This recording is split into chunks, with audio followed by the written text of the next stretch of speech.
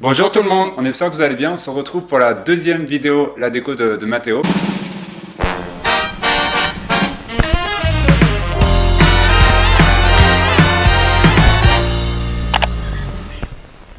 Je vous remercie parce que sur le dernier vlog, vous étiez nombreux à nous dire que vous étiez intéressés pour une deuxième vidéo. Et bah tant pis, vous l'avez. Ça fait plaisir, franchement ça fait plaisir. Maintenant faut assumer. Donc on espère que vous serez du coup nombreux à visionner cette vidéo pour pouvoir après vous en proposer d'autres. En première partie, en gros, on vous fera un haul, on vous présentera nos derniers achats en matière de décoration, en matière de mobilier. Là pour ce coup, ça sera surtout du mobilier. Deuxième partie, on vous parlera de nos inspirations. Donc ça peut être des pages Instagram, ça peut être des boutiques en ligne, ça peut être aussi des photos, des magazines. C'est bien aussi de montrer où on puise nos inspirations. Et à la fin, un DIY, ça peut être un meuble qu'on a customisé, relooké ou un objet qu'on a détourné. Première partie, le haul, la partie shopping. Donc ne prenez pas peur, surtout quand on va vous parler des prix. Il faut savoir que Damien et moi on économise depuis des mois pour acheter ces meubles là. Puis encore une fois on voulait des meubles qui durent dans le temps. Donc on va commencer par le bureau. On a eu un gros coup de cœur sur ce bureau qu'on a trouvé à Maison du Monde, à la fois sobre et vintage. J'ai beaucoup aimé le côté tiroir dépareillé.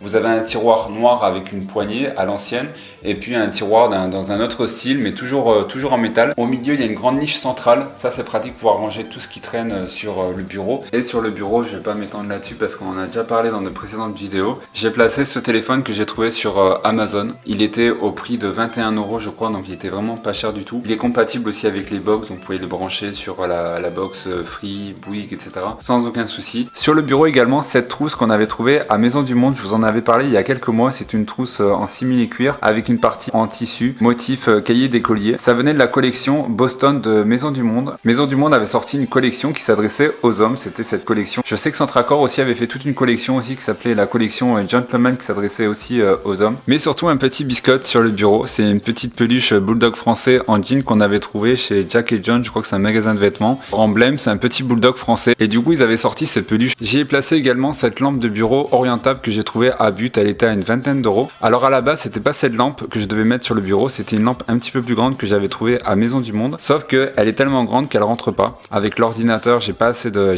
place. Et du coup cette fameuse lampe, je l'ai mis dans le salon. Et comme notre salon est décoré dans le style industriel, ça rend super bien. Donc finalement cette lampe, elle a trouvé sa place. Et du coup j'ai acheté cette petite lampe à But. Toujours pour le bureau, dans le même esprit, on a pris une table ronde en manguier et en métal. C'est une table 4-6 personnes. Donc là c'est vraiment pour travailler tous les deux, Damien et moi. Ce que j'ai beaucoup aimé, c'est le pied qui est assez impressionnant. C'est un pied en fonte. Donc du coup autant vous dire que la table ne bougera pas. Pour cette table comme pour le bureau, on a beaucoup aimé le style brut et contemporain. Les chaises qui sont autour viennent du site Sclum. Je vous invite vraiment à aller faire un tour sur ce site. Ils font de très belles choses à des prix vraiment accessibles. Juste une chose au niveau de ces chaises, d'une part elles sont pas très confortables. Donc je sais qu'ils vendent des petites galettes que vous pouvez aimanter dessus. Donc ça peut être intéressant. Et surtout, ça prend toutes les marques et ça se raye facilement. Donc je préfère vous le dire, si c'est des chaises que vous allez utiliser par exemple dans votre cuisine quotidiennement, c'est peut-être pas trop l'idéal, ou dans ce cas-là, peut-être choisir une finition mate, et j'en suis pas sûr d'ailleurs. La petite bibliothèque vient aussi de Maison du Monde. Alors toujours pareil, on a gardé la même essence de bois, du manguier.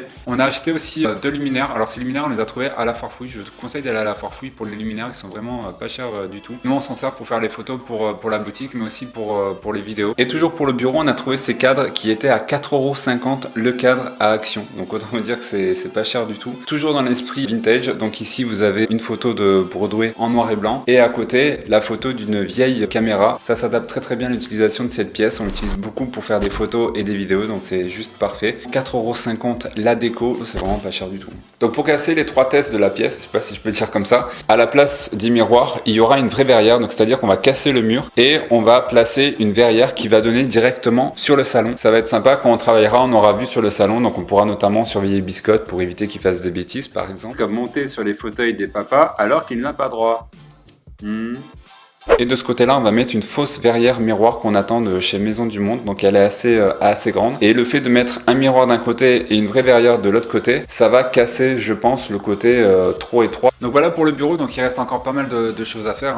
Il n'est pas du tout terminé. Mais dans ces vidéos, je vous tiendrai au courant de l'évolution de notre décoration. Et maintenant, on va passer aux inspirations déco.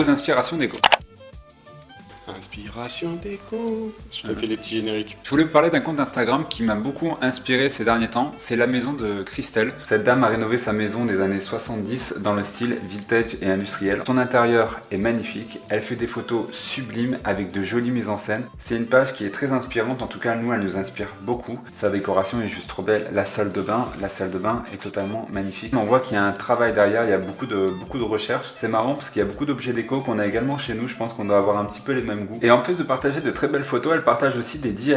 C'est ça que j'ai beaucoup aimé sur sa page, c'est qu'elle a vraiment l'esprit de partage, notamment ce DIY qui va faire la transition avec la troisième partie de la vidéo. En fait, elle récupère des bouteilles et elle les bombe tout simplement en noir. Donc c'est vrai que vu comme ça, on pourrait se dire mais c'est tout bête. Oui, mais fallait y penser. N'hésitez pas à aller voir sa page. Elle fait vraiment des très jolies photos et son intérieur est juste sublime. Et on va passer à la troisième et dernière partie qui est le DIY. Le DIY. Alors vous allez dire c'est tout con, mais il faut y penser. On a des vases qu'on ne mettait plus dans notre décoration parce que soit ils avaient mal vieilli, soit ils étaient un petit peu abîmés. Et je me dis que son idée, elle est pas bête du tout. On a acheté ce vase à Jiffy et finalement il nous plaît pas beaucoup. On n'aime pas la couleur, surtout qu'on l'a laissé près d'une fenêtre et il devient de plus en plus jaune. Donc du coup on a acheté une bombe à action. Et on va entièrement le bomber en noir mat. C'est la marque Spectrum. Vraiment, je vous la conseille. Elle est très très bien. On a bombé plein de choses avec ça et franchement, ça tient dans le temps. Et surtout, au niveau prix, c'est imbattable. C'est 1,70 €. Donc, autant dire qu'à ce prix-là, c'est donné. Et j'ai acheté cette petite lanière en simili-cuir que je vais placer, une fois que ça sera terminé, autour du vase. Bon, je suis désolé, on fait une petite pause dans la vidéo. Parce que c'est l'heure du goûter et Biscotte attend son 4 heures. Voilà, il est venu nous chercher pour qu'on prenne le goûter. Donc on va faire une petite entracte. Parce que là on est quand même en retard d'une demi-heure. Voilà, Biscotte prend son gâteau. Monsieur Biscotte passe avant tout le monde. Et ensuite on continuera la vidéo. Montre que t'as un chien bien élevé. Oh putain.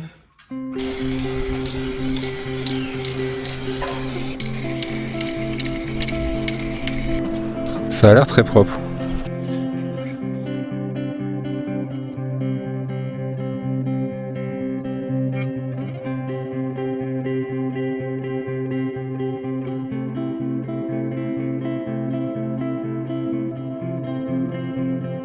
Je suis trop content du résultat, ça rend super bien.